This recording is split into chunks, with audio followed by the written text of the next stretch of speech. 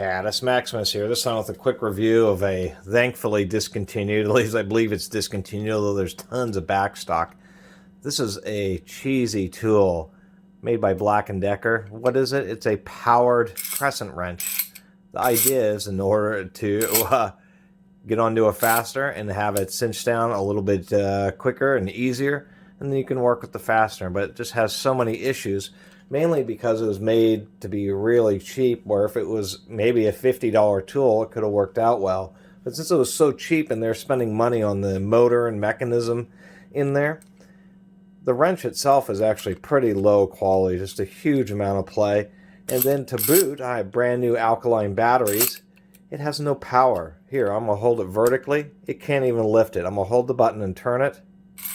There, you basically have to be horizontal in order for it to have enough power to actually lift it. It's just crazy how weak it is, but there's just a ton of friction there. And it's going super fast. If they would have geared it down some, that would have helped.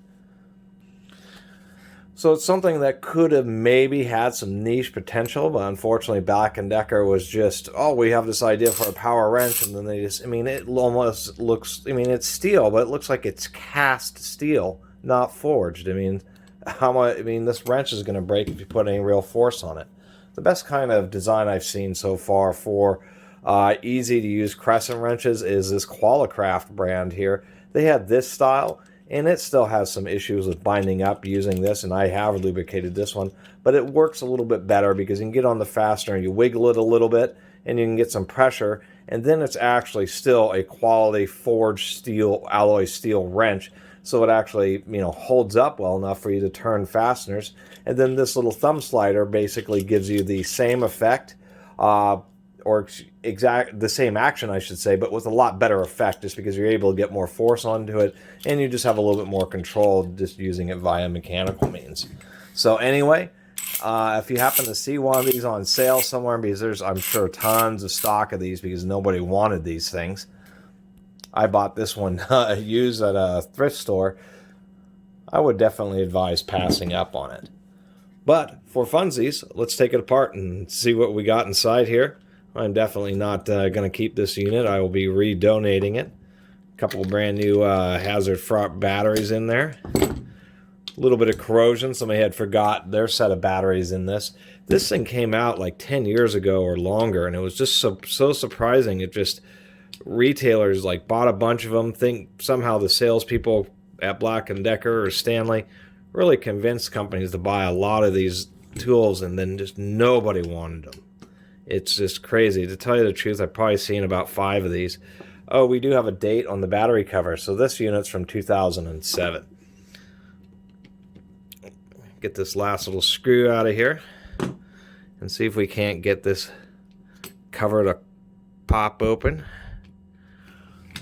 And maybe if I was more in frame, there we go.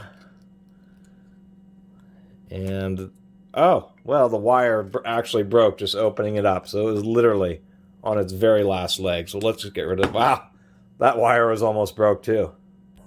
Let's turn it this way. It's a belt drive. We got a couple micro switches. Those actually seem to be still in reasonably good condition. Let's take a look at those. Not too bad. What are they rated at? 3 amp.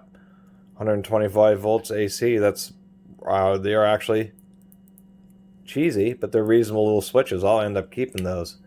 This is what's interesting. It is belt drive. They do have a reasonably sized motor in there. It's just weak.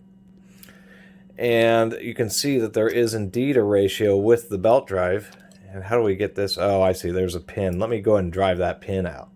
Before I drive that out, it's already fallen apart on me. The other end of the wire had just came off. Let's get this out, this belt out of here if we can. Pop this motor out of here. Not much to it. This is, this shows you how cheap it is. See that logo, PP? Polypropylene. So this is not even nylon, much less fiberglass reinforced nylon. So it was never meant to be heavy duty. There's our little motor. 2-volt motor, interesting, and they're running it at 3 volts, so they're already overvolting the motor to try to get more power out of it, which is a little bit weird. It is a little toothed belt. That's a neat little tiny belt there. Let me get this pin out.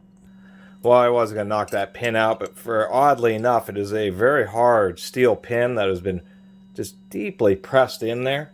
So much so that I was actually rounding out, starting to mushroom the tip of the only one that would fit in there, punch, just trying to get it to move. Surprisingly, a stuck pin. Anyway, that was the little video about the Black & Decker AutoWrench. Really pretty cheesy. You can just see how thin and skeletonized the handle is. I'm glad this is one of those tools that went away, but I kept on seeing it and thought, oh, that could have been a neat idea, but unfortunately, poorly executed. Anyway, really appreciate everybody who's been watching and subscribing, and if you haven't subscribed, please do. Until next time, Catus Maximus out.